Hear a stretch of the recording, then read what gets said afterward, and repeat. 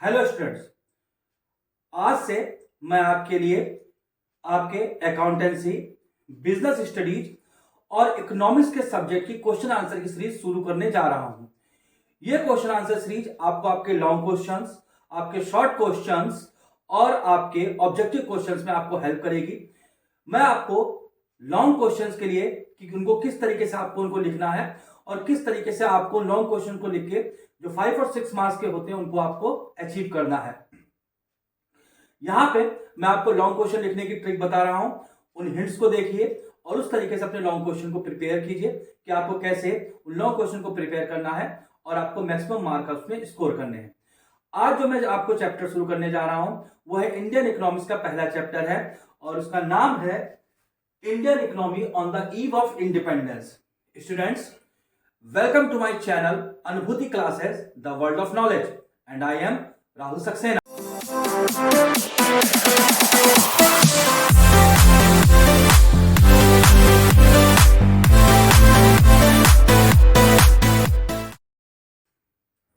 तो स्टूडेंट्स, आइए चलिए शुरू करते हैं। लॉन्ग क्वेश्चन इंडियन इकोनॉमी का है जिसका नाम है चैप्टर का Indian economy on the eve of independence.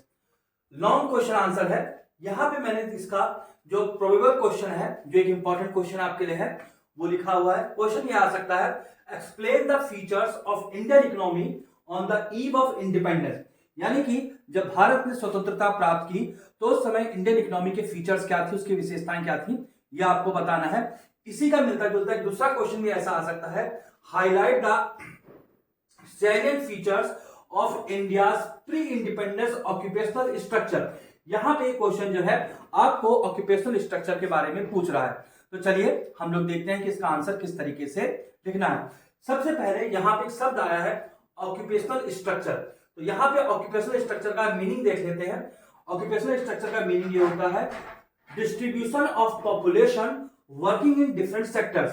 यानी कि किस तरीके से जो देश की जनसंख्या है वो 3 सेक्टर इकोनॉमी के होते हैं, वहां उनमें वो काम कर रही है। 3 सेक्टर कौन कौन से होते हैं? एग्रीकल्चर सेक्टर, इंडस्ट्रियल सेक्टर और सर्विस सेक्टर। तो चलिए आइए हम देखते हैं कि इसका लॉन्ग क्वेश्चन कैसे लिखा जाएगा।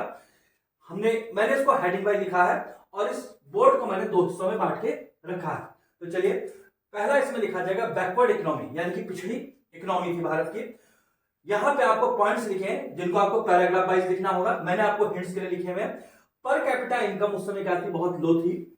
Majority of population was very poor, यानी कि अधिकांश लोग क्या थे उसमें बहुत गरीब थे।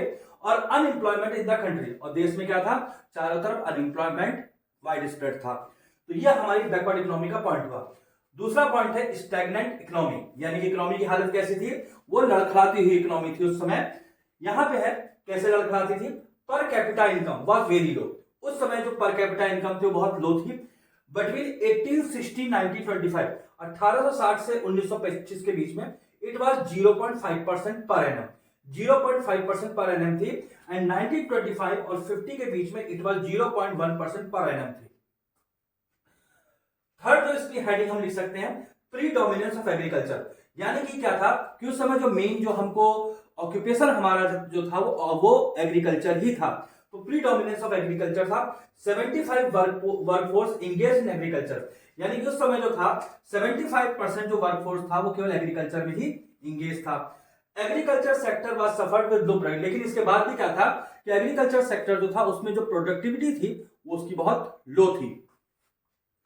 इसकी फोर्थ हेडिंग है पुअर इंफ्रास्ट्रक्चर। इंफ्रास्ट्रक्चर का मतलब यह होता है कि उस समय किस तरह की हमको फैसिलिटीज मिली हुई थी, जैसे कि इलेक्ट्रिसिटी की, पानी की और आपके रेलवे की, यानी कि बेसिक इंफ्रास्ट्रक्चर जो होते हैं उसकी हालत कैसी थी। तो देखते हैं इसमें हम क्या लिख सकते हैं। पावर जनरेशन कैपेसिटी, यानी कि उसमें पावर जनरेशन कैपेसिटी जो इंडिया की थी वो क्या थी? 2100 मेगावाट की थी। लेंथ ऑफ इंडियन रेलवे की जो लेंथ जो थी वो 53,596 किलोमीटर की थी। और पक्का रोड जो थी, जैसे कि आप देखते हैं अब तो हमारे गांव में भी जो है वो पक्का रोड है, लेकिन उस समय क्या था? पक्का रोड हैड कवरेज, पक्का रोड का जो कवरेज था वो केवल कितना था? 155,000 किलोमीटर का ही पक्का रोड का कवरेज था। तो इस तरीके से उसमें क्या था, हमारा इंडियन इंफ्रास्ट्रक्चर जो था वो बहुत ही पुअर था। फिफ्थ हेडिंग देखते हैं हम, lack of opportunities in industries, यानी कि उद्योगों में, इंडस्ट्रीज में काम करने के लिए बहुत कम अपॉर्चुनिटीज लोगों को मिलती थी। उसमें लोगों को एम्प्लॉयमेंट बहुत कम मिलता था। नियरली 10% ऑफ वर्कफोर्स, लगभग 10% का वर्कफोर्स जो था वाज इंगेज, वो इंगेज था in manufacturing and industrial sector, वो केवल इंगेज था मैन्युफैक्चरिंग इंडस्ट्रियल सेक्टर में। अनइक्वल डिस्ट्रीब्यूशन अमंग सेक्टर, यानी कि उस समय जो था इंडियन इकोनॉमी के जो सेक्टर थे, जैसे मैंने अभी बताया कि इंडियन इकोनॉमी के 3 सेक्टर हैं, एग्रीकल्चर सेक्टर और इंडस्ट्रियल सेक्टर और सर्विस सेक्टर। तो तीनों सेक्टर में क्या था कि एक अनइक्वल डिस्ट्रीब्यूशन था। The 3 sector were unequal in terms of occupation, occupation के पर्पज से क्या थे कि तीनों सेक्टर अनइक्वल थे। Agriculture sector employed majority of workforce, जैसा कि बिल्कुल स्पष्ट है कि एग्रीकल्चर सेक्टर जो था वहां पे सबसे ज्यादा वर्कफोर्स लगा हुआ था, और बाकी 2 सेक्टर में जो था वो बहुत ज्यादा कंट्रीब्यूट नहीं करते थे, जबकि क्या था while other 2 sectors not contributing much, 2 बचे हुए सेक्टर ज्यादा कंट्रीब्यूट इस मामले में नहीं करते थे।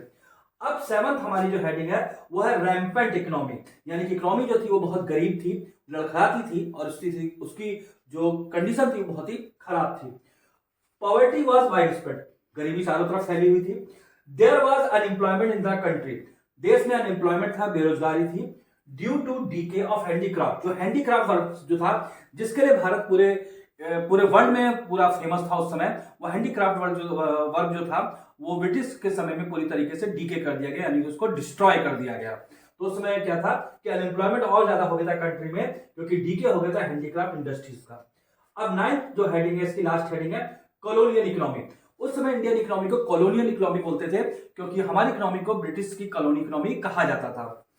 Indian economy was considered, Indian economy को उसमें कंसीडर किया जाता था as a colony of Britishers, कि क्या थे वो ब्रिटिशर्स की क्या थी, कॉलोनी इकोनॉमी थी। दे एक्सप्लॉइटेड इंडियन इकोनॉमी, ब्रिटिशर्स ने क्या किया, इंडियन इकोनॉमी को एक्सप्लॉइट किया फॉर देयर बेनिफिट, केवल अपने लाभ के लिए। ये एक इंडियन इकोनॉमी का इंपॉर्टेंट क्वेश्चन था जो मैंने आपको समझाया। अब चलिए हम इसका दूसरा एक और इंपॉर्टेंट क्वेश्चन देखते हैं। तो इस तरीके से मैं आपको 2 क्वेश्चन सीरीज आपके लिए लेके आया हूं, इसको आप लोग तैयार कीजिए, इसको आप लोग प्रिपेयर कीजिए। आपको बीएसटी के अकाउंटेंसी के भी जल्दी ही इसी तरीके से लॉन्ग क्वेश्चन प्रिपेयर करने को मिलेंगे, उनके साथ उनका हिंट भी आपको दिया जाएगा। स्टूडेंट्स, मैंने अपनी जो नई 2 क्वेश्चन रिवीजन सीरीज स्टार्ट की है, उसमें मैंने सबसे पहले इंडियन इकोनॉमिक्स के टॉपिक को लिया है, और उसमें मैं आपको पहला टॉपिक पढ़ा रहा था, जिसमें मैंने आपको पहला क्वेश्चन पढ़ा दिया है। अब आइए देखते हैं पहले ही चैप्टर का दूसरा इंपॉर्टेंट क्वेश्चन क्या है। इन क्वेश्चंस को तैयार कर लीजिए। ये क्वेश्चन आपके लॉन्ग क्वेश्चन आंसर के पर्पज से लिखे गए हैं, और ये आपके 5 या 6 मार्क्स के हैं। चलिए देखते हैं दूसरा इंपॉर्टेंट क्वेश्चन क्या है। देखिए क्वेश्चन यह है हमारा, explain the impact of British economic policy, यानी कि जो ब्रिटिश की इकोनॉमिक पॉलिसी थी उसका क्या इंपैक्ट पड़ा, उसका क्या प्रभाव पड़ा और इंडिया कह लीजिए या इंडियन इकोनॉमी कह लीजिए कि उसका इंडियन इकोनॉमी के ऊपर क्या असर पड़ा। चलिए देखते हैं इसको। यहां पे मैंने पॉइंट्स वाइज लिखा है, आप लोग ध्यान रखिए। आप लोग जब बोर्ड के पेपर में कॉपी लिखेंगे तो आपको ये क्वेश्चन आंसर पॉइंट में नहीं लिखने हैं, आपको इसको पैराग्राफ वाइज लिखना होगा। मैंने यहां पे आपको आंसर लिखने की ट्रिक बता रहा हूं, किस तरीके से आंसर को आपको लिखना होगा। आपको इसको पैराग्राफ वाइज लिखना होगा, इस बात को आप लोग समझ लीजिए। देखते हैं क्या है। The main aim of colonial government, colonial government मैंने आपको अभी पहले वाले क्वेश्चन में भी समझाया था कि ब्रिटिश गवर्नमेंट को ही कॉलोनियल गवर्नमेंट कहते थे। The main aim of colonial government to make India, कि इंडिया को बनाया जाए, क्या बनाया जाए, ए मेयर सप्लायर, एक सप्लायर बना दिया ब्रिटिश इंडस्ट्रियल बेस। जो ब्रिटिश इंडस्ट्री का बेस जो है, केवल इंडिया को, इंडियन इकोनॉमी को क्या बना दिया गया, केवल उनका सप्लायर बना दिया गया कि इंडियन इकोनॉमी क्या करेगी, उनको रॉ मटेरियल सप्लाई करेगी। The interest of the Indian economy, जो इंटरेस्ट जो थे इंडियन इकोनॉमी के वर कंप्लीटली इग्नोर, उनको पूरी तरह से क्या कर दिया गया, उनको इग्नोर कर दिया गया। These policies made India supplier, इस पॉलिसी ने क्या किया, इंडिया को सप्लायर बना दिया ऑफ रॉ मटेरियल। यहां पे ध्यान दीजिएगा कि इंडिया को क्या बना दिया गया, केवल सप्लायर पर बना दिया गया रॉ मटेरियल का, और कंज्यूमर बना दिया गया फिनिश्ड प्रोडक्ट। यानी कि इंडिया जो था वो रॉ मटेरियल सप्लाई करता था ब्रिटेन को, और वहां से जब वो बनकर तैयार हो जाता था तो कंज्यूम करने के लिए उसको इंडिया में भेज दिया जाता था। यानी कि इंडिया केवल एक क्या बनकर रह गया, कंज्यूमर बनकर रह गया, जो अंग्रेजों का माल था, जो अंग्रेजों की गुड्स जो वहां प्रोड्यूस होता था उसके लिए। अब क्या क्या इसका इंपैक्ट क्या पड़ा इंडियन इकोनॉमी पे। पहला इंपैक्ट जो पड़ा, लो इकोनॉमिक डेवलपमेंट, यानी कि जो इकोनॉमिक डेवलपमेंट जो था वो बहुत लोअर हो गया। इसमें हम क्या लिख सकते हैं, इंडियाज एग्रीकल्चर सेक्टर, इंडिया का जो एग्रीकल्चर सेक्टर जो था वाज चेंज, वो पूरी तरीके से बदल गया। इनटू मेयर सप्लायर, वो किसमें बदल गया, केवल सप्लायर रह गया फॉर ब्रिटिश इंडस्ट्रीज। किसके लिए सप्लायर रह गया, ब्रिटिश इंडस्ट्रीज के लिए केवल एक सप्लाई, रॉ मटेरियल सप्लाई करने का केवल एक जरिया बन गया। दूसरा पॉइंट क्या है, this policy also ruined small manufacturing unit. इस पॉलिसी ने यानी कि ब्रिटिश पॉलिसी ने क्या किया, जो इंडिया में स्मॉल मैन्युफैक्चरिंग यूनिट्स थी जैसे कि हैंडीक्राफ्ट थे और भी जो छोटी छोटी मैन्युफैक्चरिंग यूनिट्स थी उनको पूरी तरीके से डिस्ट्रॉय करके रख दिया गया। तो यह हमारा पहले हेडिंग के ये पॉइंट्स हमारे इंपॉर्टेंट है। दूसरी हेडिंग है मेरी बैकवर्डनेस ऑफ इंडियन एग्रीकल्चर। जो भारतीय कृषि थी, जो इंडियन एग्रीकल्चर जो था वो क्या, वो पिछड़ गया। कैसे पिछड़ गया? The growth of agriculture sector was meagre. Indian agriculture sector की जो ग्रोथ जो थी वो बहुत ही मीगर थी। कैसी थी? बिल्कुल मीगर, यानी कि कमजोर थी। जमींदारी सिस्टम जो था, जो जमींदारी सिस्टम आप लोगों ने जानते होंगे कि इंडिया में क्या था, जमींदारी सिस्टम था जो क्या करते थे, जो लोगों से टैक्स वसूलते थे। तो जमींदारी सिस्टम इंपोज हैवी बर्डन, उसने हैवी बर्डन लगा दिया ऑन पुअर पीजेंट, गरीब किसानों के ऊपर फॉर पेइंग टैक्सेस, कि वो किसी भी तरीके से एनी हाउ उनको टैक्स पेमेंट करना ही पड़ेगा। अब यहां पे देखिए बोर्ड के दूसरे पॉइंट में मैंने आगे का आंसर लिखा हुआ है, deindustrialization of Indian economy, यानी कि इंडियन इकोनॉमी में क्या क्या इंडस्ट्रीज पूरी तरीके से खत्म कर दी गई। खास करके इंडिया जो अपने हैंडीक्राफ्ट के लिए पूरे वर्ल्ड में फेमस था, वो हैंडीक्राफ्ट पूरी तरीके से खत्म कर दिया गया। ड्यूरिंग कॉलोनियल रूल के दौरान India could not develop strong industrial base, India में स्ट्रॉन्ग इंडस्ट्रियल बेस जो था वो डेवलप नहीं हो सका। ऑन द वन हैंड, एक तरफ क्या हुआ, British government impose heavy tariff British government ने लगा। टैरिफ कब लगता है? जब हम क्या करते हैं, जब हम माल को एक्सपोर्ट करते हैं, जब हम गुड्स को एक्सपोर्ट करते हैं फॉरेन कंट्री में, तो क्या करते हैं, तो उसके ऊपर टैरिफ लगता है। तो हैवी टैरिफ लगा दिया गया इंडियन एक्सपोर्ट के ऊपर। किसके ऊपर टैरिफ लगा? इंडियन एक्सपोर्ट के ऊपर टैरिफ लगा। एंड अलाउड फ्री इंपोर्ट, और जो ब्रिटिश से जो गुड्स आता था, जो फिनिश प्रोडक्ट ब्रिटिश से आता था, वो वहां से फ्रीली इंपोर्ट होता है, उसके ऊपर किसी तरह का टैक्स नहीं लगता था। और ब्रिटिश प्रोडक्ट्स, तो इस कारण से क्या हुआ कि ब्रिटिश ने क्या किया, डबल तरीके से, दो तरीके से इंडिया को मार दिया, खत्म कर दिया इंडियन इकोनॉमी को दो तरीके से। एक्सपोर्ट क्या किया, एक्सपोर्ट पे भारी टैक्स इंपोज कर दिए गए, और इंपोर्ट क्या कर दिया गया, जो ब्रिटिश से इंपोर्ट होता था उसको क्या कर दिया गया, बिल्कुल फ्री ऑफ कॉस्ट कर दिया गया।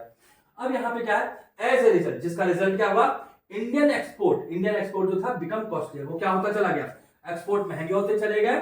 And it's demand fail in international market, क्योंकि एक्सपोर्ट महंगे होते चले गए, इंडियन गुड्स इंटरनेशनल मार्केट में महंगा होता चला गया, तो इस तरीके से उसकी मांग भी क्या हो गई, इंटरनेशनल मार्केट में खत्म हो गई। तीसरा क्या था, हैंडीक्राफ्ट। अभी मैंने हैंडीक्राफ्ट की बात की थी कि हैंडीक्राफ्ट जो था, इंडस्ट्री जो थी, वो मेन बेस थी इंडिया का। हैंडीक्राफ्ट इंडस्ट्री जो थी टोटली डिस्ट्रॉयड, पूरी तरीके से नष्ट कर दी गई बाय दिस पॉलिसी, इन पॉलिसीज के द्वारा, यानी कि ब्रिटिश की पॉलिसी के द्वारा। अब मेरी आखिरी हेडिंग है डीके इन फॉरेन ट्रेड। जब इतना सब हुआ तो फॉरेन ट्रेड ऑटोमेटिकली क्या हुआ, वो खत्म हो गया, वो डिस्ट्रॉय हो गया।